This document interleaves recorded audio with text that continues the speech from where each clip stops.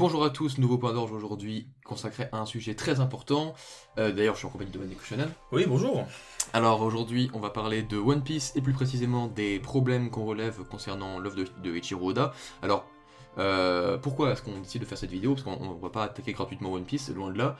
Parce que justement, on est tous les deux très fans de One Piece. On suit One Piece depuis déjà plusieurs années, peut-être même une dizaine d'années. Ouais, bah moi c'est surtout par One Piece que j'ai commencé à entrer dans l'univers du manga, et du coup c'est vrai que c'est un manga qui est très important pour moi. Donc oui, on est des fans de One Piece avant tout, et donc si on en parle, c'est absolument pas pour médire dessus ou cracher notre haine, parce qu'on lit One Piece. Et puis on aime One Piece. Et on aime One Piece, c'est ça, donc c'est clairement pas gratuit en fait. Voilà, on adore One Piece, et pourquoi est-ce qu'on veut parler du coup de ces quelques problèmes qu'on a relevés? C'est parce que, en tout cas, je pense que c'est un sentiment commun, on a relevé que au fur et à mesure de la sortie hebdomadaire des chapitres de One Piece, il y avait de plus en plus un fossé qui se creusait entre les réactions dithyrambiques des gens sur les réseaux sociaux concernant le chapitre et notre ressenti personnel, qui était entravé par beaucoup de ces problèmes dont on va vous parler justement là, et donc justement, cette dichotomie s'est creusée de plus en plus au fur et à mesure des années et des sorties, puisque il y a quand même plusieurs petits bémols récurrents Mais qui qu'on empêchent retrouve, notre... oui, non mais On voilà. trouve très peu dans Bien sûr. on a C'est quasiment ça. que du positif concernant One Piece. Voilà, il y a très peu de gens qui en parlent, et j'ai pas l'impression que ça gêne plus que ça. C'est pour ça. Et donc justement, on va en parler et on va vous expliquer du coup pourquoi est-ce qu'on a quelques réticences vis-à-vis de l'œuvre.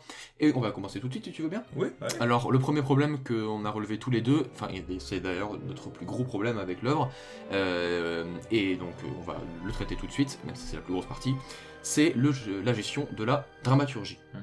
Par Eiichiro Oda. Alors, qu'est-ce qu'on entend par dramaturgie? C'est tout simplement la crédibilité des situations périlleuses dans lesquelles les personnages sont mis, le danger qu'on peut ressentir pour eux, la réalité, la crédibilité justement de ce qui se passe, bon, j'allais dire à l'écran, mais de ce qui se passe sur papier concernant les personnages. Est-ce qu'on est impliqué émotionnellement pour eux? Est-ce qu'on est en empathie avec ces personnages-là?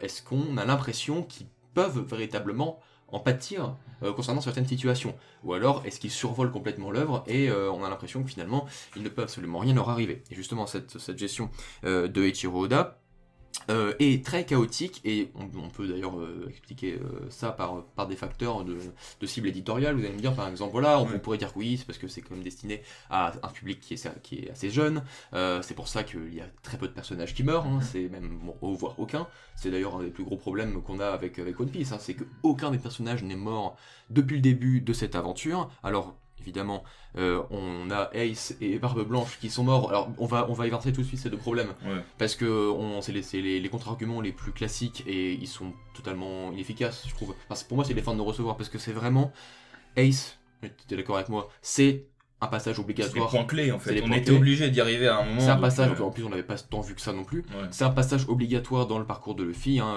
Il y a des grands auteurs, par exemple, si vous connaissez le monomythe de Joseph Campbell, vous voyez très bien de quoi on veut parler, hein. C'est une étape obligatoire dans l'ascension de Luffy et dans son parcours psychologique. Il y a aussi René Guénon qui explique très très bien ça, où il y a ces essais qui sont disponibles sur internet, il y a de très bonnes vidéos qui résument sa pensée, vous pouvez aller les voir, pardon.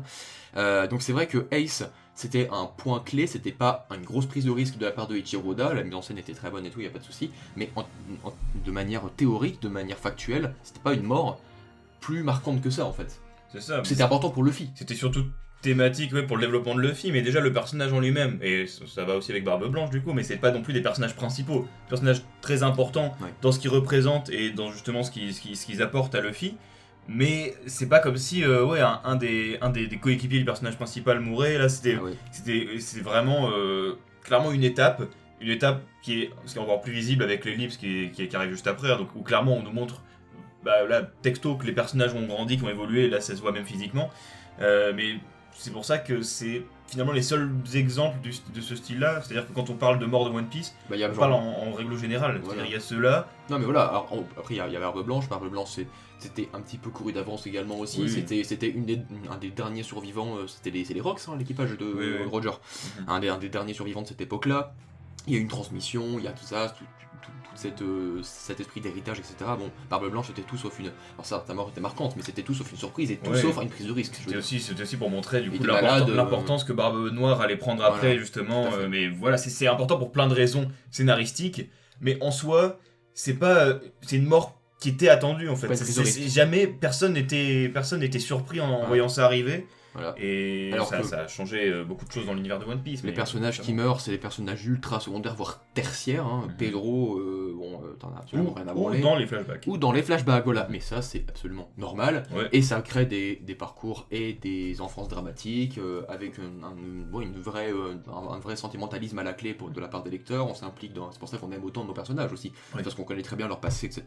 Mais voilà, on n'a pas été attaché à Saul, on n'a pas été attaché à Iluluk. Ça, c'est un peu encore un truc différent, mais on n'a pas été attaché à, je sais pas, Belle-Mère, voilà, Belle-Mère, tout ça. On les a développés le temps du flashback, voilà. mais c'est vraiment, on les voit arriver, on se doute vraiment de comment ça va finir, surtout quand on l'a vu une fois ou deux, on sait que c'est à peu près le même principe pour tous les suivants, quoi. Et pour moi, le plus gros problème, c'est clairement, enfin, il y a des trucs qui m'exaspèrent le plus dans One Piece, c'est véritablement le fait qu'il n'y ait aucun membre de l'équipage de Luffy qui soit mort du tome 1, là on est au tome 100, et il n'y en a aucun qui est mort. C'est-à-dire que c'est une aventure extrêmement périlleuse, dangereuse sur les mers, avec des pirates ultra puissants.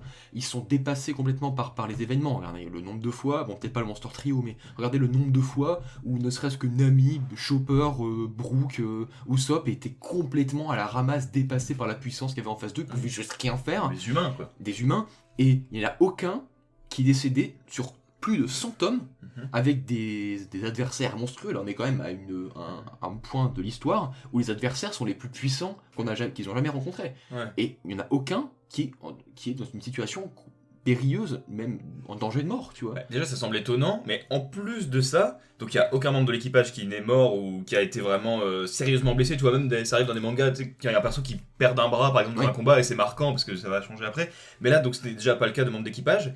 Et personne n'est mort non plus, même dans l'entourage plus ou moins proche. Maintenant, il y a une flotte pour les Mugiwara. Et pareil, il n'y a pas vraiment d'allié principal qui est mort, même certaines, même à la Basta, tu vois, on avait l'exemple de Pell par exemple, qui était un allié le temps de l'arc. Mais c'est pareil, même lui c'était un peu tard mouillé parce qu'au final il est pas mort non plus. Il est même pas mort, ça c'est vrai. Donc, alors que s'il était mort, ça aurait rien changé. Ça sert à rien de le voir arriver à la fin. Ce qui montre qu'il y a un vrai problème dramaturgique, dramatique. Tu vois. Ouais, c'est le cas de beaucoup de mangas. De ce problème du fait que on a l'impression que les personnages sont immortels et que même si il peut leur arriver n'importe quoi, dans tous les cas ils vont s'en sortir. Mais là, One Piece en plus, le manga a pris une dimension tellement importante. One Piece c'est vraiment le manga sur lequel énormément de choses reposent. Je veux dire dans la vie réelle, je veux dire même commercialement. Donc c'est vrai que il y a aussi tu penses qu'il est prisonnier de... je pense pas, mais je pense que ça aide pas non plus, tu vois. Je pense que déjà c'est le cas de beaucoup de mangas, mais le fait qu'en plus sur One Piece, les décisionnaires doivent encore plus faire attention à ce genre de détails et se dire que là, il faut vraiment que ce soit très utile ou que ça marque un changement majeur. Peut-être qu'un personnage pourrait mourir à la fin, mais c'est pas en fait, un personnage mourrait forcément dans une raison précise et ce serait ultra important dans le scénario et donc il n'y a pas de mort banale, un perso a fait une erreur, ou alors juste pour introduire un autre personnage, montrer qu'un antagoniste est puissant. Non, tu sais que si jamais il y a une mort, il y aura un gros build-up avant, et ce sera pas gratuit, mais je dis pas ça dans le bon sens du terme. Je veux dire, une mort sera toujours amenée et apportera quelque chose, mais là ce sera vraiment quelque chose de premier plan, c'est-à-dire faire évoluer un personnage, ou alors se sacrifier pour résoudre une situation, mais genre très importante. Ça se fera pas... ça se fait rarement dans un arc simple. Ça peut se faire à la limite à la toute fin, à la conclusion du manga. Je pense que peut-être qu'à ce moment-là, on aura peut-être un personnage qui mourra. Ouais. Mais sûr que là, dans les arcs qu'on voit actuellement, même si Wano c'est un arc ultra important, on se doute que en commençant l'arc, on sait que les personnages, les antagonistes sont ultra puissants, mais on se dit, bah oui, à la fin, ils vont quand même réussir à les battre, même s'ils vont beaucoup galérer. On s'inquiète pas plus que ça. En fait, on a juste envie de voir les combats et dire ça va être divertissant, mais au niveau de l'implication, je me dis qu'on va jamais, on va bientôt arriver à la fin de One Piece, on va bientôt arriver à la fin de l'histoire, c'est-à-dire qu'ils vont trouver l'objet de la quête de Luffy à un moment ou un autre, et on a, pour le moment en tout cas, aucune séparation pour les membres d'équipage, aucune plaie profonde, ils ont jamais perdu quelqu'un, il n'y a pas eu de sacrifice. Bah moi j'ai bien aimé le passage. Ne parle pas de Luffy ou ça. Non, mais moi j'ai bien aimé justement ce passage-là. Et surtout le fait que Zoro insistait bien sur le fait que lui voulait pas que Chopper revienne parce qu'il a trahi. Que mais Usopp, ouais. Que Usopp revienne, ouais. Parce que il l'avait trahi en partant comme ça et avec l'axe symbolique de combattre le capitaine. Ouais. Et même si, bon, au final, c'était assez logique qu'il revienne, mais ça dure un arc. C'est pareil, c'est pas une vraie. Il y a pas toute une. T'as un moment dans l'œuvre où vraiment le ton change. Et là, on sait. Et puis même quand il était pas là, au final, il revient en tant que Sogeking. Enfin, il y a. Même Chopper arrivait, enfin même Usopp arrivait pas à vraiment se séparer, donc je trouve que ça pouvait être intéressant, surtout le fait que on ait avec Zoro un personnage de second qui est plus dur que Luffy pour le coup et qui lui dise non, moi je quitte l'équipage si jamais Usopp revienne, si jamais Usopp revient. Mais c'est vrai que ça va pas plus loin, quoi. Il y a jamais eu vraiment de. On se doute que à la fin de l'arc, à la fin de l'arc, ça va aller mieux. Et donc il y a eu la thématique qui a été abordée, mais factuellement, abordé, quoi. De facto, il y a pas de séparation aujourd'hui. Tous les membres d'équipage sont là, tous les membres d'équipage sont heureux, tous les membres d'équipage sont en très bonne santé.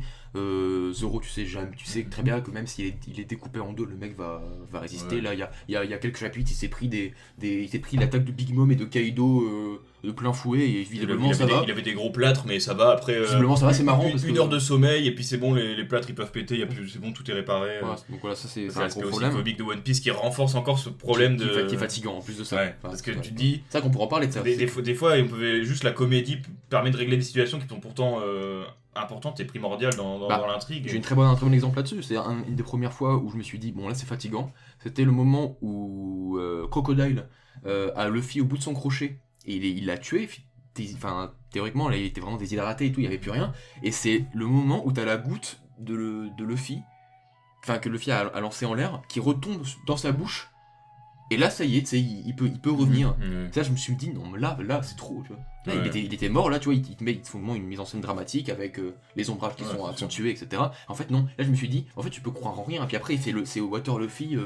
Mais en fait, là, tu peux. Tu te dis, ouais, mais c'est le gag, mais c'est fatigant. Parce qu'on était dans un summum, on était vraiment dans une accumulée dramatique où le personnage principal était vraiment dans une situation terrible et il résout le truc avec un gag visuel fatigant. Mais même globalement, généralement, avec le gag de la viande, tu vois, le fait que Luffy soit à moitié mort et qu'il dise j'ai faim et puis qu'on lui donne à manger. Bon, maintenant, on va me dire que ça fait partie du personnage de Luffy, maintenant c'est ancré, c'est arrivé tellement de fois. C'est vrai, mais je veux dire. Ça reste quand même une solution de facilité. On se dit que dans tous les cas, c'est là Luffy se fait défoncer à Onigashima, mais quelqu'un va aller le sauver. Bon, ça on sait pas qui, on verra. De toute façon, ça change pas grand chose. Et oui, après, il va soit il a besoin de temps pour recharger ses batteries, comme avec Doflamingo, soit il a besoin de manger beaucoup et puis c'est bon, toutes les blessures sont guéries. Enfin, c'est l'aspect humoristique, parce que des fois c'est vraiment la fin en soi, c'est le gag et le gag sauve la situation, et ça c'est vrai que ça on se dit que rien ne peut leur arriver vu que finalement on va nous sortir quelque chose potentiellement humoristique qui va faire en sorte en fait finalement il n'y a pas plus de danger que ça. Tu sais, on sait très bien comment ça va. C'est un reproche qu'on fait beaucoup aussi aux films Marvel, parce qu'on dit que toutes les situations qui peuvent être potentiellement dangereuses et pour lesquelles on pourrait être impliqué émotionnellement pour les personnages sont toutes désamorcées par la blague. Tu sais, tout est sacrifié sur l'autel de la blague. Chaque fois qu'il y a un truc, oh non, il y a une vanne. Là c'est pas à ce point-là non plus, mais c'est vrai qu'il y a quand même des fois, je trouve, des fautes de ton. Tu vois, des fautes où tu te dis non, là c'est un moment sérieux, il faut pas faire de gag, il faut pas dire, tu vois, c'est un gros problème. Et c'est vrai qu'on peut dire que Luffy est totalement increvable, on va me dire c'est normal, c'est le jump, c'est la cible éditoriale, Luffy c'est une poule aux œufs d'or, etc. Mais au d'un moment, je peux plus croire en rien, c'est-à-dire que quand il y a un cliffhanger où Luffy tombe dans l'eau, tombe du haut de Onigashima, il y a personne qui l'a vu tomber, il est dans l'eau, KO, en train de sombrer dans les profondeurs. Moi, à quel moment t'as été inquiet en fait? Non, en fait, tu sais très bien que on s'est tous les deux dit, il va y avoir un homme poisson qui va passer, il va avoir un sous-marin, il va avoir quelqu'un qui l'a vu, qui va plonger. Oui, alors on nous sort que le Momo qui entend aussi la voix de toute chose entend, ou alors même dans tous les cas, on pourrait nous sortir, qu'il y a tel personnage qui l'a vu. Enfin, c'est ça. Ça t'étonne pas si tu tournes une page qu'il y a un perso qui l'a vu, d'une manière ou d'une autre, on pourrait te l'expliquer. Je veux dire, ça c'est, on peut inventer n'importe quoi en fait. Tu sais mais Chiroda essaie toujours de te faire tu sais, de te faire, de t'impliquer là, tu vois, ah non, peut-être que Luffy il est mort. Le bateau qui coule dans la fin de... On se souvient de ce cliffhanger là qui avait secoué Twitter, alors que juste on l'avait vu, on avait rigolé.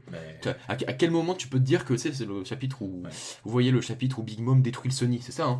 Oui, en tout cas le chapitre se termine sur le bateau qui en gros a coulé et on voit juste c'est la voile qui remonte. Non, c'est le drapeau. Oui, le drapeau qui remonte. Enfin, comme si le bateau avait sombré mais on n'y croit pas une seconde. On sait bien que en dessous, en plus on sait très bien qu'ils ont des potes poissons partout, même Jinbei qui est dans l'équipage déjà depuis un arc.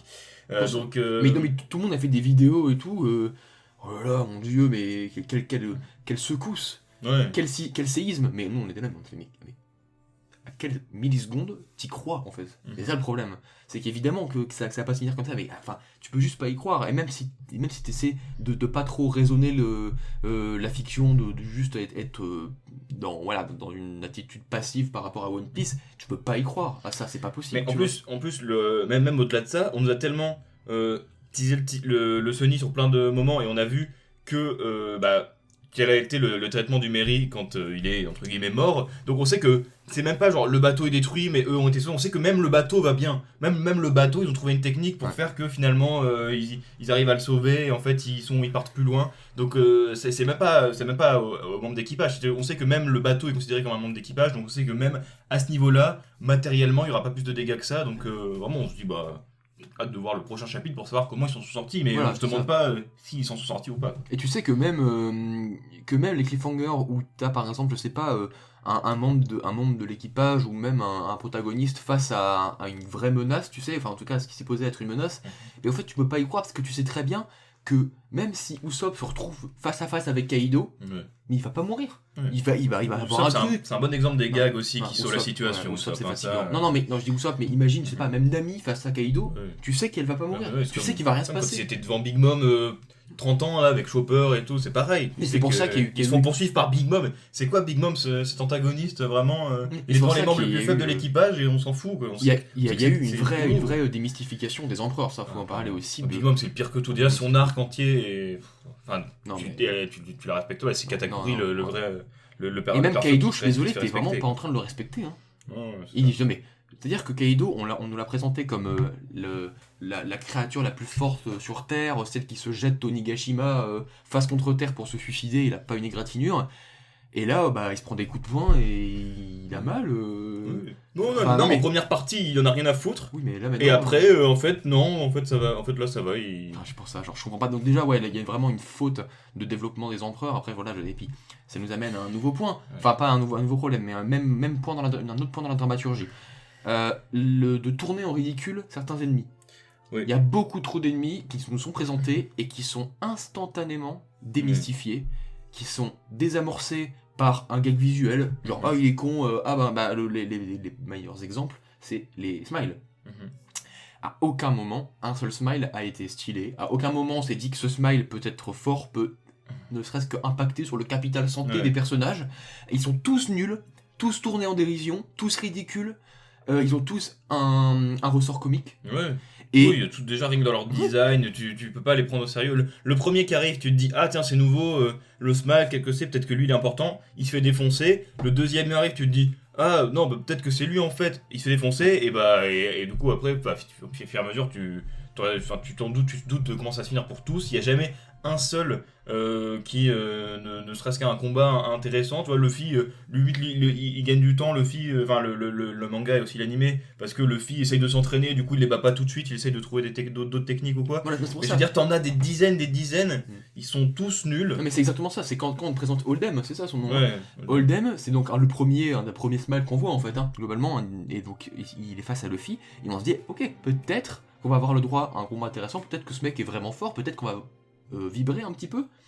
Et en fait non, il y a un gag visuel où son ventre le mange où il le tape, voilà. Et là je me suis dit ok bon, ce mec est ridicule, j'en ai rien à branler, j'en ai rien à foutre de ce perso, et il y a plusieurs chapitres où Luffy essaie de le battre avec des Red Hawk et tout, mais enfin il est pas sérieux, et genre mais j'en ai marre, mais avancez, mais faites avancer le scénario, c'est même pas une menace, on sait qu'il va rien faire. C'est chiant en fait. Le pire c'est dans la prison. de Udon ou de Curry, je sais plus trop, mais où en gros, vraiment, il y en a un enchaînement, vraiment à chaque fois on nous dit, et là il y a Scorpion Man, et là il y a Gazelman, et là il y a un truc, et c'est Luffy qui essaye de s'entraîner au genre de haki de Wano, tu vois, donc de les battre sans les toucher avec Yogoro qui l'aide à apprendre. Et du coup c'est ça en fait, il arrive pas, enfin il donne pas vraiment des coups parce qu'il essaye de les battre d'une autre façon, mais à chaque fois on te présente d'autres, ils font non il y a lui en fait, et il y a lui, mais non, arrêtez, c'est bon, on a compris, mais à chaque fois t'as un mec à moitié hippopotame qui se fait bouffer par son hippopotame tout le temps, c'est vraiment, il y a des blagues à chaque fois, même tu vois l'espèce de bon, je me souviens jamais des noms, mais tu vois la genre de femme cheval aussi c'est pareil, au final elle mange un genre de dango là, et du coup maintenant elle fait des grimaces, et elle est gentille, enfin tu vois il y a tous les persos sont soit vraiment nuls, soit ou un gag ou tourné en ridicule. C'est vraiment... Et c'est pareil pour les calamités, hein, je suis désolé. Hein. Ouais. Le traitement des calamités est décevant, hein. Mais déjà Jack. Queen c'est pire que tout. Non, Jack mec. Ouais, non, oui. Non, Jack c'est le pire. Ouais, Jack c'est le pire quand même. Jack, il se fait tout le temps défoncer. Et même là, dans les chapitres récents, là, il se fait encore défoncer. Ouais. Tu sais, ils ont pris sa trompe et ils l'ont jeté là. Non, ça a jamais été une menace, hein, vraiment. Non. Et là, mais par contre, on présente les calamités, le Kaido qui on va dire la créature la plus forte au monde, et ses bras droits, on va dire ses subordonnés doivent être des personnages extrêmement puissants. Jack qui est le premier personnage, si je me souviens bien, qui a dépassé le milliard, qu'on nous présente, il a dépassé la prime d'un milliard. Donc c'est pas Katako. Ah bah non, c'est Azo, donc c'est avant, ouais, c'est ça. C'est Jack, on se dit, ouais, justement, tout le monde s'est dit, ouais, ce personnage et tout. Le plus, il est imposant et tout, non, il est ridicule, il se fait détruire. C'est censé être ultra cool. Donc voilà, alors on va nous dire oui, mais vous comprenez, c'est parce que Oda privilégie l'effet de surprise. Hein, lorsqu'on voit un ennemi puissant, ah bah tout le monde va faire c'est génial, Oda, Goda, il tourne en ridicule les persos, mais non en fait, parce que d'accord, on est surpris sur le moment, et encore on l'est plus tellement maintenant. Non mais c'est l'effet de surprise de dire ah ok, donc il est ridicule, c'est marrant, mais en fait, à long terme, c'est pas rentable du tout. C'est-à-dire que ce choix scénaristique est juste pénible.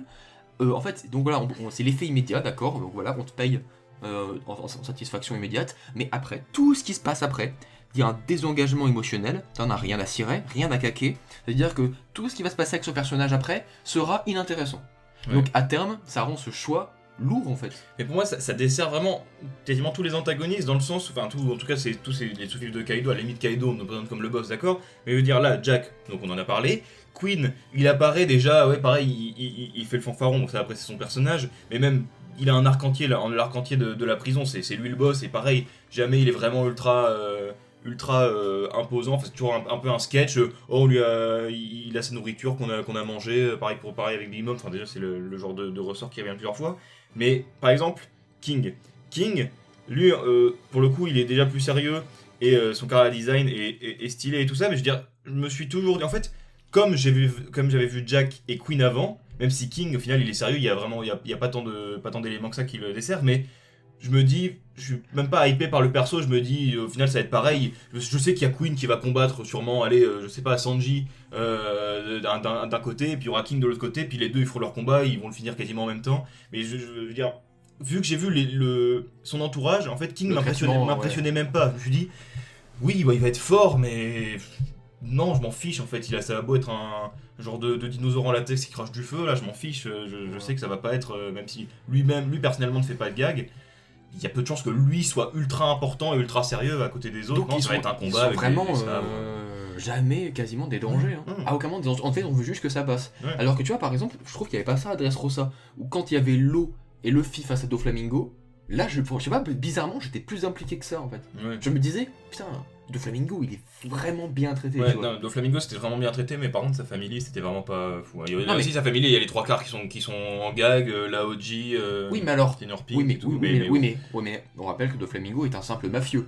Oui, hein, c'est pas un empereur. Hein. Oui, non, mais c'est ça. Voilà. Il y a certains personnages qui sont bien réussis, mais tu vois, par exemple Doflamingo, vu que c'est le boss aussi, on se dit que même si au final sa troupe est ridicule, parce que du coup, c'est pour ça, vu que quasiment tout le monde était ridicule dans la famille, même les quelques mecs qui pouvaient être stylés, tu te dis de toute façon, t'as l'image de la Doflamingo Family comme des rigolos, quoi, donc tu t'en fous. Mais alors que vu que Doflamingo il est au-dessus et que c'est le boss, lui tu te dis, c'est pas pareil, peut-être que les autres ils sont nuls, mais que lui il est quand même au-dessus. C'est un peu pareil, là, les calamités pouvaient être nulles, mais on se dirait, bon, Kaido c'est encore un niveau au-dessus. Sauf que là pour le coup, Kaido c'est beaucoup moins bien traité que Doflamingo, mais je veux dire, il y avait encore cette différence. Mais je veux dire, quand on te présente vraiment des éléments ultra importants de la team, et que tu vois que franchement ils valent rien, ou que c'est des gags, bah ça dessert et ça, C'est ça. ça décrédibilise tout C'est ça. tout ce qu'il y a autour finalement. C'est ça, ouais, c'est ça, toute la mythologie autour de cette partie-là, de cette partie de la diégèse de One Piece devient désuète en fait.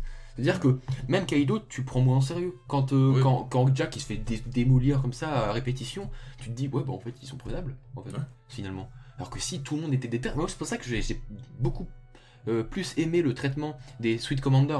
Mhm. Parce que Cracker, bah, Luffy il a galéré. Ouais. Comment il s'appelle Katakuri, pareil. Oui, ouais. Luffy a galéré. Mais là, j'ai l'impression que vraiment les calamités, c'est un sketch en fait. C'est Ouais. un gag. Bref, on a déjà beaucoup Il y en a parlé. énormément. Hein. Ouais, Donc, ouais. il y a tellement de personnages, on va pas revenir sur le fait qu'il y a tellement de personnages que ça devient très compliqué de vraiment tous les développer correctement. C'est aussi un autre problème qui en découle, mais bon, ça, c'est encore autre chose. Après, je voulais revenir vite fait sur Luffy, parce qu'on a dit que la dramaturgie était mal gérée par rapport à lui, quand il est mis KO un nombre incalculable de fois, qu'on le voit 50 fois avec les yeux blancs et qu'il est complètement KO, et qu'il revient tout le temps, il revient, et c'est interminable. Là c'est pareil, je trouve que Luffy, ce qui me fait perdre beaucoup en implication émotionnelle, et c'est pas quelque chose d'exclusif au manga d'ailleurs, hein, c'est les gaffes, les bêtises que fait le protagoniste, les bêtises de Luffy.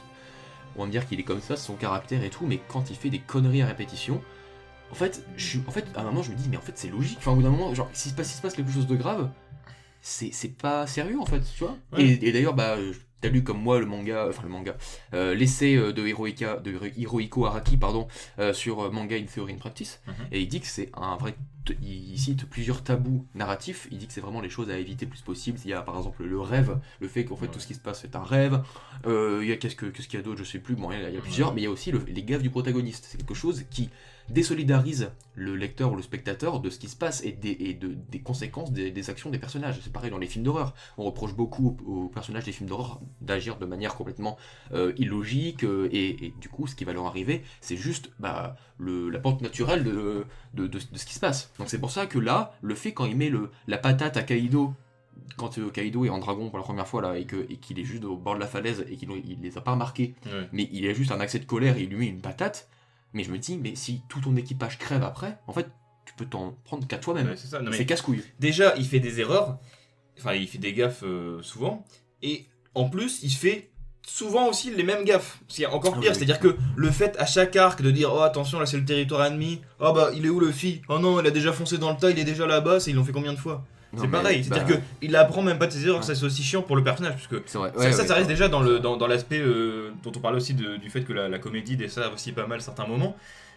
Mais en plus de ça, c'est-à-dire que le personnage, vu qu'il faut qu'il reste aussi un peu, la plupart du temps, ce genre de simplet, bienveillant, tu te dis que ouais, il va toujours faire la même chose, mais du coup c'est agaçant de se dire qu'il évolue pas, il a fait la même erreur, qui a failli entre guillemets écouter la vie, ou en tout cas qui a embarrassé ses potes de l'arc d'avant, mais il le refait, donc on se dit mais Non, finalement il n'y a pas c'est chiant, en fait. pas d'évolution à ce Et ce qui niveau-là. fait quoi. que du coup, tout le speech de Zoro là, à Punk Hazard, c'était à Punk Hazard, où il disait, bon là, Luffy par exemple, on est dans le nouveau monde, tu comprends, c'est fini les conneries, t'arrêtes de faire l'enfant et tout, en fait, il a pas appris. Non. Il a pas appris. Je voulais juste, qu'est-ce que je voulais terminer sur quelque chose concernant la dramaturgie, mais je pense que globalement vous avez saisi l'idée générale, l'idée générale du truc.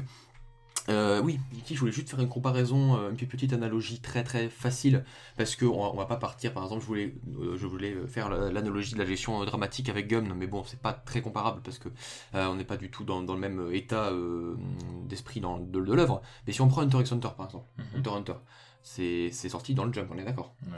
Et pourtant la gestion dramatique est infiniment mieux travaillée. C'est-à-dire que dans Hunter x Hunter, je me disais que Gon pouvait mourir facilement. Ouais. Je dis, Gon, le personnage principal, ou même Killua, ou X autres personnages, c'est l'environnement dramatique est tellement travaillé, on a vraiment peur pour les personnages, on est impliqué de ce qui peut se passer pour eux, et même on a déjà eu des exemples de morts brutales de personnages, de protagonistes et de personnages gentils, on a eu plusieurs exemples, hein. Donc c'est vrai que à ce moment-là, à l'arc des Chimera Ant, je me suis dit, putain, c'est bien parce que j'ai vraiment l'impression que tout peut se passer. Ouais. Tu vois. Mhm. On sait pas. Alors que là, tu sais très bien que même si c'est la fin de Wano, mais il y a personne qui va mourir. Ouais, non, Tu mais sais clairement. très bien. Mais- Donc, pendant un moment. Jojo, c'est aussi un autre bon exemple dans le jump, parce qu'il y a aussi, tu sais que surtout les personnages secondaires peuvent vraiment mourir facilement.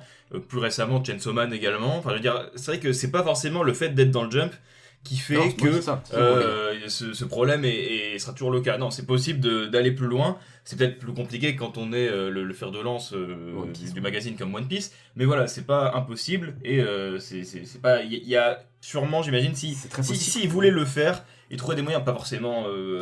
Même c'est parce que là on disait oui que les Nakama meurent pas, mais même globalement, même les méchants meurent pas, tu vois. Enfin, c'est encore plus global que ça. Je veux dire, il pourrait avoir, ne serait-ce que ça arrive pas mal, par exemple dans Gintama qui était aussi dans le jump. Pendant longtemps, surtout les méchants des arcs qui mouraient, toi, de petits arcs, et bon, même s'il n'y a pas eu beaucoup de personnages gentils qui mouraient, il y avait quand même des morts de temps en temps, tu sentais que ça pouvait arriver. Alors que là, même tu sais que les antagonistes, au pire, ils iront à Impel Down ou il y aura autre chose, mais tu sais que finalement, même si tu apprécies un personnage antagoniste, je me dis qu'au final, bah, tu sais que il va pas mourir à la fin, tout va bien aller, quoi, vraiment. Donc, et oui, c'est ça, exactement. Bah là, parce que là, on parle pas de Luffy, on parle de personnages en général. C'est vraiment sans doute aussi, comme tu l'as dit, peut-être des critères, des contingences extra-diégétiques qui peuvent expliquer qu'aucun personnage ne meurt, ce qui est quand même très dommage. Il est temps de passer au deuxième problème, parce que c'est vrai qu'on met une demi-heure par problème, on va faire une vidéo d'1 heure et demie. Alors, c'est le dessin pour moi. Alors, je sais pas toi, parce que là, c'était surtout moi qui ai noté mes gros problèmes par rapport à ce qui est devenu One Piece.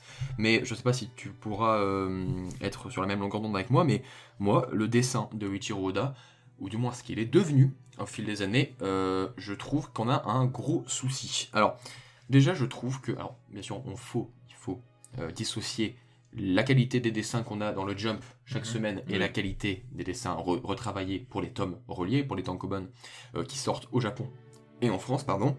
Mais là, je vais surtout parler de ce qui sort dans les mangashi. Donc, quand tu lis ton chapitre chaque semaine, je suis désolé, il y a des fois, c'est une corvée, quoi. C'est illisible. Ou alors, je sais pas si je suis le seul à avoir le problème, mais pour moi, les dessins, mais manquent de clarté complètement. On ne comprend, mais des fois, je comprends juste rien à ce qui se passe. Il y a juste il y a trop de traits, trop de brouillon. Enfin, brouillon dans le sens, c'est pas un croquis, je veux dire, mais c'est trop brouillon. C'est-à-dire que l'action est trop brouillonne, c'est pas assez aéré. Je trouve qu'il y a vraiment un problème de lisibilité. Et lorsqu'on regarde le pilote de One Piece, donc Wanted, ou les premiers tomes de la série, c'est le jour et la nuit. C'est-à-dire que même vous ouvrez les tankobon aujourd'hui, les tomes 98, machin, vous voyez, c'est surchargé. Il y a trop de trucs, il se passe trop de trucs sur la page, il y a trop de personnages, tout le monde se tape. Et même, je trouve que Oda arrive moins bien à mettre en scène les coups, les impacts, alors que quand on reprend les premiers tomes, encore une fois, c'est clair en fait, c'est une clarté absolument cristalline. Il y a un coup, on voit très bien qui le donne, on voit très bien qui le reçoit, on voit très bien l'impact, on sait qui parle, on voit où ils sont, mais même là, excuse-moi, enfin tu es d'accord avec moi, à Wano, tu sais même pas où t'es des fois. Ouais. Tu vois des salles, tu vois des trucs, ils essaient de te dire où t'es, c'est-à-dire qu'ils font oui, t'es dans la salle du banquier et tout, mais tu ne comprends rien. Il y a des gens, tu sais même pas qui est gentil, qui est méchant, tu vois juste des gens là, des soldats. Tu vois des mecs, enfin tu fais mais je comprends rien à ce qui se passe. Du coup moi je lis un peu en diagonale, je regarde comme ça, je vois qui, je fais ah oui donc lui il est gentil, lui il est méchant, ok donc ils vont se combattre, machin. Là ah oui donc on est avec Luffy, Kaido, ok sur le toit, là il y a genre Robin qui doit combattre la meuf serpent, tu vois, mais c'est illisible je trouve. Bah, en fait moi je trouve que les meilleurs moments des chapitres, c'est souvent les grosses actions qui justement sont plus représentées par quasiment tout le temps une double page, au moins une double page par chapitre, et ça pour le coup c'est bien réussi parce que c'est vraiment un moment où le dessin est beaucoup plus aéré, on voit clairement ce qui se passe, et à ce niveau-là, vraiment, ces planches-là, c'est souvent celles-là qui sont colorées après ensuite, mais c'est ces planches-là qu'on retient le plus, et qui sont vraiment magnifiques à regarder la plupart du temps, mais je suis d'accord que il y a souvent déjà beaucoup d'informations qui essayent d'être casées à chaque case, j'ai l'impression, enfin en tout cas tu vois, quand il y a des dialogues, où justement il y a besoin d'avoir certains avancements, et il y a beaucoup de texte parfois, et je trouve aussi que c'est assez brouillon la plupart du temps et ça s'arrange pas bien sûr avec le fait que on soit en pleine guerre, donc là vraiment il y a des personnages partout. Déjà One Piece, c'est un univers ultra foisonnant et là plein de personnages se réunissent. Mais ça découle d'un problème de mise en scène d'Oda, parce Ouais. qu'on voit bien, t'es un grand lecteur de Kingdom, tu sais bien que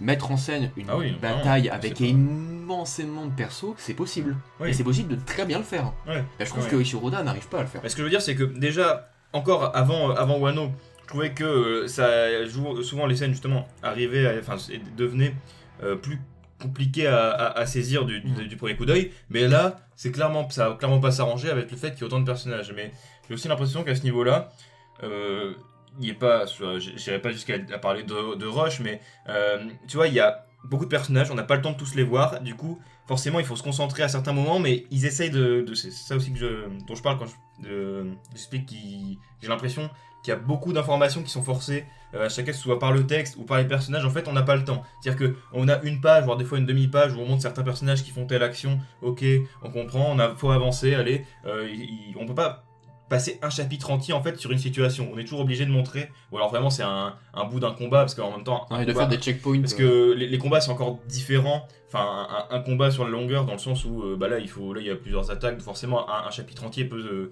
faire une partie d'un combat, parce que voilà, mais je veux dire, dès qu'on a besoin dès qu'on est en dehors des scènes de gros combats, ça va à droite à gauche, et en plus il y a aussi beaucoup d'endroits, donc on nous dit là on est à la partie est de la ville, là on est dans telle autre ville, là on est à tel endroit avec les persos, et ça devient au bout d'un moment compliqué à suivre. Et en plus, Wano étant un arc tellement gros qui a été divisé en plusieurs parties, en fait je pense que tout l'arc renforce encore plus les problèmes qu'on pouvait voir déjà avant.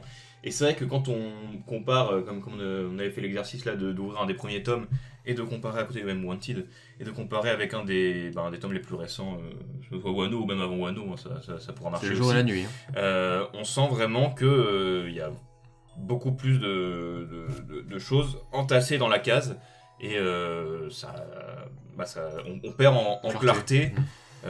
Sur beaucoup de niveaux. Alors Oda est un excellent scénariste évidemment, mais je trouve que dans la mise en scène, il y a de plus en plus de lacunes. Enfin, c'est dur de dire ça, mais vraiment, je trouve qu'on n'arrive pas, ça respire pas, les cases respirent pas. Et puis en plus, le trait d'Oda est très gras, tu sais, et très peu fin et épuré. C'est-à-dire qu'en plus de ça, le trait, c'est pas du Shinichi Sakamoto, tu vois. C'est vraiment un trait, tu sens qu'il en bave. Et d'ailleurs, donc du coup, ce dessin peut s'expliquer peut-être par des facteurs humains, sociaux, le fait que il vieillit, Oda, sa santé décline, et que en plus de ça, il doit toujours répondre aux critères draconiens de publication japonais. Donc c'est vrai que ça peut s'expliquer, mais moi en tout cas je trouve que c'est de moins en moins agréable à lire, et le rendez-vous hebdomadaire avec One Piece devient parfois même presque fatigant quand il y a tellement d'informations dans une seule planche et qu'on doit repasser dessus. Ça devient très compliqué. Et donc justement moi je m'étais fait la réflexion, je me suis dit, lorsque je vois une case qui est censée être grandiose, tu sais, moi je trouve qu'il y a deux satisfactions à avoir quand on a un manga. Il y a la satisfaction in concreto, la satisfaction concrète, tu vois, de factuel, de ce qui se passe sur le papier, et la satisfaction graphique.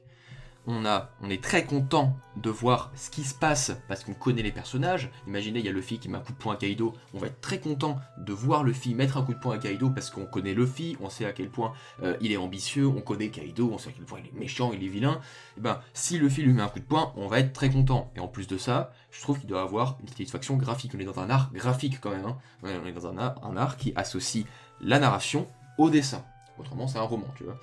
Et donc, lorsque je trouve que la situation in concreto n'est pas corroborée par un dessin et une mise en scène grandiose et épique qui est au moins qualitativement équivalente, ou on va dire qui est à la hauteur de ce qui se passe, tu vois, factuellement, je trouve qu'il y a un vrai problème, et c'est pour ça que je trouve que le souffle épique du dessin, on le retrouve dans beaucoup d'œuvres, en tout cas moi je le retrouve dans beaucoup d'œuvres. Par exemple dans Hippo, si on a le coup final du combat, et bien souvent je suis très content parce que c'est le coup final du combat et c'est stylé ce qui se passe, mais en plus le trait de George Morikawa est absolument dingue, que ce soit pareil dans Innocent, il y a des scènes absolument stylées, et en plus le trait de Shinichi Sakamoto, et sa mise en scène en plus de ça, est folle. Pareil pour Baki, pour Berserk, même pour Gun, enfin tu verras, mais franchement incroyable, et même pour Terraform Mars, et même encore Terraform Mars, j'irai plus loin parce que la satisfaction graphique prend même le pas sur la satisfaction narrative parfois, tellement les planches sont folles, parce qu'en soi, ce qui se passe n'est pas forcément hyper important, mais juste le trait et la mise en scène sont incroyables, et même parfois les qualités graphiques et les qualités de dessinateur sont telles que juste voir une planche, même d'un manga que tu connais pas, mais juste c'est tellement bien dessiné et la mise en scène est tellement folle que tu vas kiffer, tu vois. Alors que tu connais même pas les personnages, alors que dans One Piece tu les suis depuis 20 ans. Alors du coup, j'en viens à ma conclusion, les prémices étaient longues. Dans One Piece, je suis uniquement satisfait par ce qui se passe factuellement, in concreto dans la situation, parce que je suis impliqué émotionnellement avec les personnages depuis plusieurs années, je connais leur parcours, je les connais personnellement, on va dire, mais j'ai pas cette équation parfaite qui viendra être corroborée par le dessin de Eiichiro Oda. Je suis uniquement satisfait par ce qui se passe dans la situation. Bah, en fait, ouais, c'est vrai que quand je vois la construction d'un chapitre de One Piece, je me dis que c'est comme si en fait Oda savait ce qu'il devait y avoir dans ce chapitre et qu'il se dit bon là, j'ai le droit à une double page dans mon chapitre. Du coup, quel est le moment le plus important et qui sera le plus marquant? C'est souvent vers la fin où du coup on a une grande double page et le reste du temps, bah il essaye de voir avec le temps qu'il a, et avec le nombre de pages qu'il a, de mettre toutes les informations qu'il doit imbriquer dans son chapitre, ce qui fait que ouais, on a peut-être la grosse action qui elle est lisible et c'est finalement la chose principale qu'on va retenir. Enfin je sais pas toi, mais souvent quand je lis un chapitre de One Piece, je me dis ah ouais, il y a eu tel grand moment, toi c'est le chapitre où il y a Zoro qui bat machin, ou alors où on apprend que tel truc, mais souvent on retient une planche. On retient une planche qui représente l'action principale du chapitre, et le reste du temps, même si il y a des chapitres vraiment ultra fournis en informations, il se passe plein de choses, il y a plein de choses à retenir pour la suite, mais vraiment ça doit passer par des cases très bavardes avec soit toujours les mêmes personnages qui parlent, ou alors des scènes d'action assez brouillonnes, et c'est pour ça que j'ai l'impression que en fait Oda est un peu obligé de choisir là où il dirige la lumière, au détriment du reste du chapitre qui pour le coup en pâtit un peu de ce côté là, parce que ça va être un peu moins lisible, mais l'effet restant que on retient la double page et l'événement le plus marquant, mais que le reste du temps la partie blabla du chapitre, tu vois, c'est tout de suite ça ressemble beaucoup plus classique, et on a l'impression de voir un peu ça à chaque fois, quoi. Oui, et puis comme tu dis, c'est vrai qu'on retient souvent une planche, et d'ailleurs moi j'attends souvent de voir la fin du chapitre pour voir ce qui va se passer, tu vois, quel sera l'événement clé de ce chapitre. Et par exemple, pour prendre un exemple, pardon pour le lapsus, enfin pour la répétition, récemment on a eu Zoro et Sanji qui s'allient pour mettre un coup simultané à King et Queen, c'est ça? Ouais. Et bien, forcément, je suis extrêmement content de voir ces deux-là, encore une fois, faire une équipe, agir en équipe à nouveau, et c'est vrai que c'est très sympa, parce que ça fait longtemps qu'on n'avait pas vu Zoro et Sanji à deux, et en plus les interactions entre les deux étaient très cool, etc. Mais j'ai fait pause et je me suis dit, putain, mais genre le dessin... Enfin...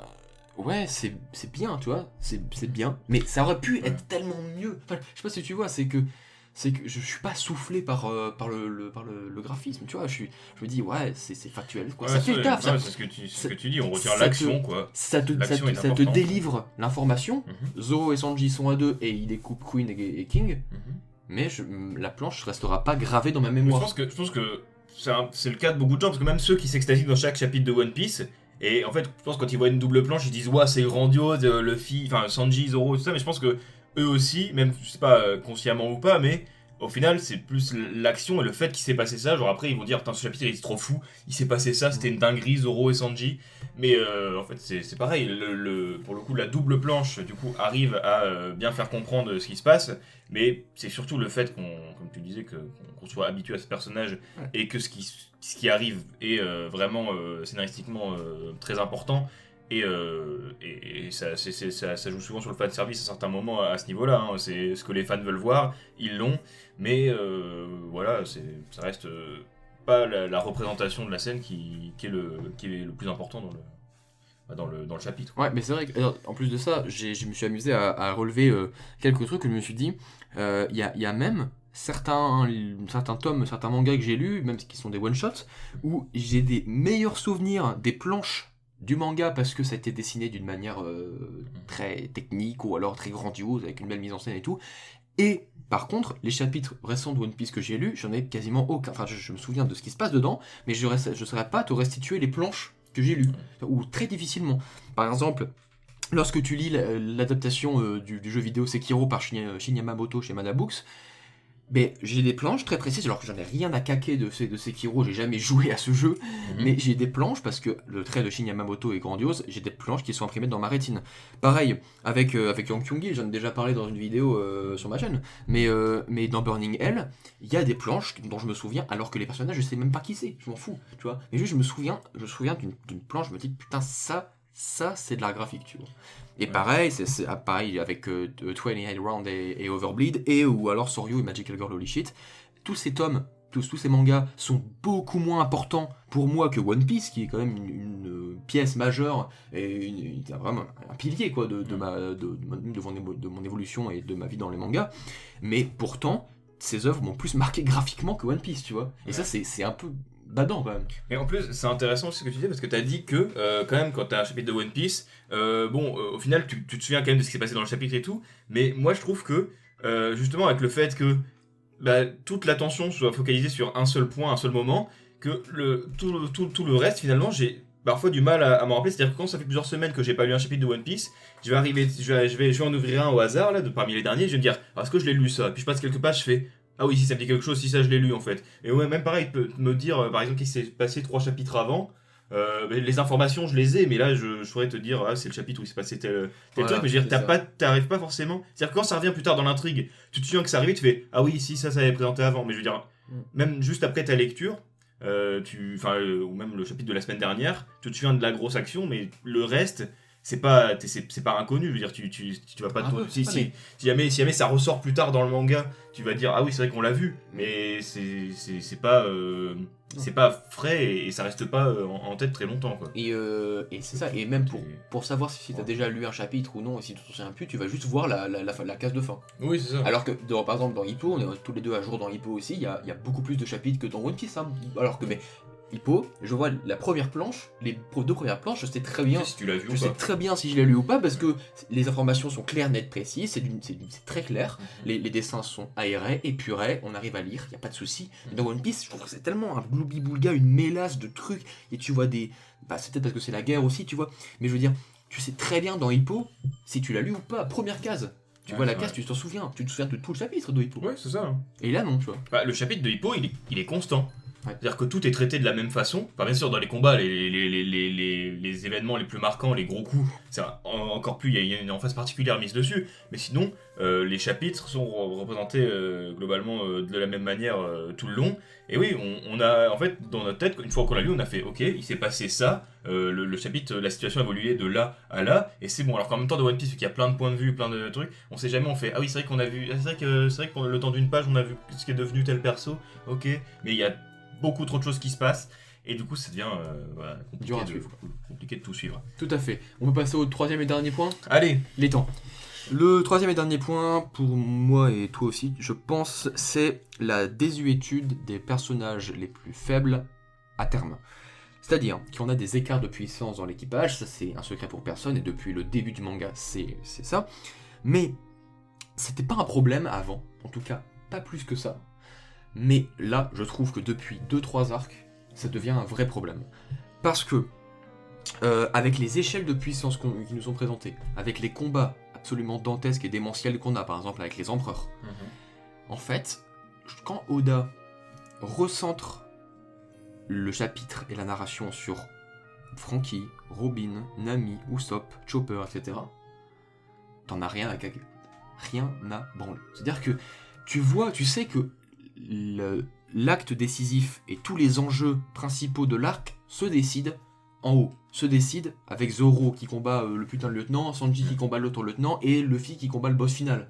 Quand tu vois Franky là à Onigashima qui combat un vieux Smile, et t'as juste envie de dire mais passe-moi ça, je m'en fous. Ouais, t'as l'impression que c'est C'est regarde, vraiment... Franky il a son combat, c'est bon, check. Franky, on pourra pas dire que Franky il a rien fait cet arc-là, Franky il a son combat. Mais pour moi, c'est surtout, en fait, ils arrivent à briller vraiment de temps en temps, mais quand vraiment on n'est pas dans le combat. Par exemple, dans l'arc de Big Mom, quand il y a eu le moment de gloire de Brook, où il a réussi à copier le poneglyph.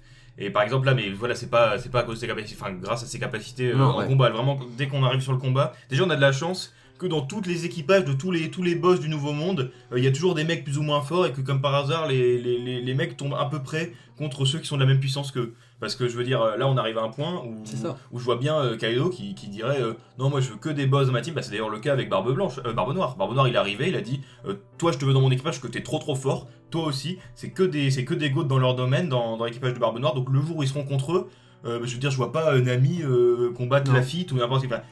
Personne, c'est tous des S-tier, le crew de Barbe Noire.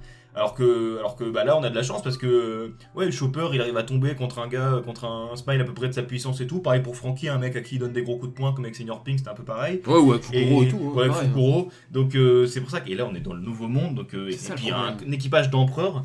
À quel moment ici, parce qu'on en a pas parlé, on aurait pu le dire tout à l'heure aussi, mais là on a parlé globalement des Smiles et des calamités. Non, mais les Toby Ropo, on en a rien à foutre. Les Toby Ropo, je sais pas qui c'est, je me souviens de certains noms et tout, mais Ouzou, je m'en fous, Black Maria, je m'en fous. Tous les autres, j'ai retenu vite fait, à la limite, leur car design, parce que pour ça, le Oda est fort. Oui. Mais ces personnages-là, je sais pas qui c'est, ils sont pas marquants, alors qu'à la limite, avec des arcs comme celui du CP9 de Ines Lobby, c'était beaucoup mieux fait à ce niveau-là. Oui, mais à CP9, c'est pareil. Moi, ça m'avait marqué. Alors, on va pas revenir. Il y a des disparités dans les personnages. Mais là, on va revenir sur le point de la dramaturgie, donc on va vite se recentrer sur les disparités de puissance. Mais je veux dire, quand Nami fait face à Khalifa, c'est ça son nom ? Mais attends, arrêtez de vous foutre de ma gueule en fait. Khalifa, elle maîtrise, comment ça s'appelle là, l'art martial du CP9 là ? Oui, j'ai oublié, j'ai plus le nom en tête, mais voilà, tu vois. Mais elle te troue le corps avec ses doigts quand elle veut. Elle fait des rankiaku, elle fait des trucs comme ça. Arrêtez, Nami, elle peut rien faire, là elle fait des nuages, mais genre tu sais, puis elle est là, tu sais, elle est coincée par des bulles, des trucs comme ça. Elle fait mais mec, mais Khalifa, elle met un coup de poing à Nami, elle a son crâne qui explose. Elle a un putain de fric du démon, elle touche n'importe quelle partie de son corps et puis elle peut plus rien, elle peut rien faire, je veux dire. Bon, bref, ça c'était encore une parenthèse, mais en tout cas voilà. En tout cas, en soi, c'est pas les disparités de puissance qui sont fatigantes, parce qu'il peut en avoir et c'est tout, on s'en fout. Mais le truc c'est que Oda essaie de garder sur le devant de la scène tous les personnages de l'équipage un peu, tu vois, histoire de dire qu'ils sont quand même là.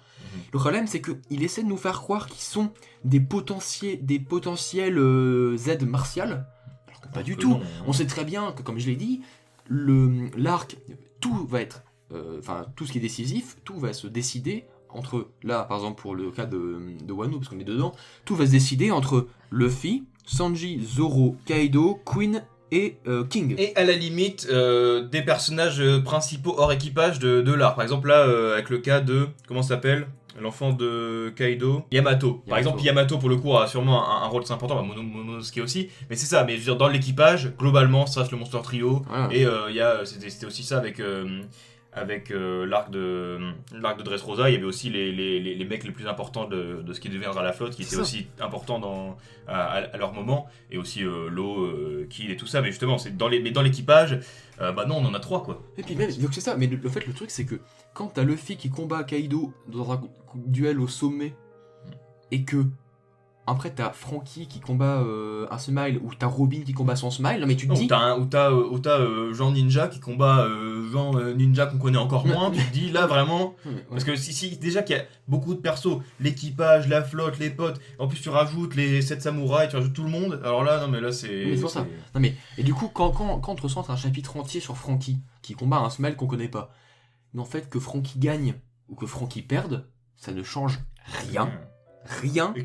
Le Smile Triceratops, jamais il va aller faire chier Luffy dans son combat contre Kaido, hein, il va rien foutre.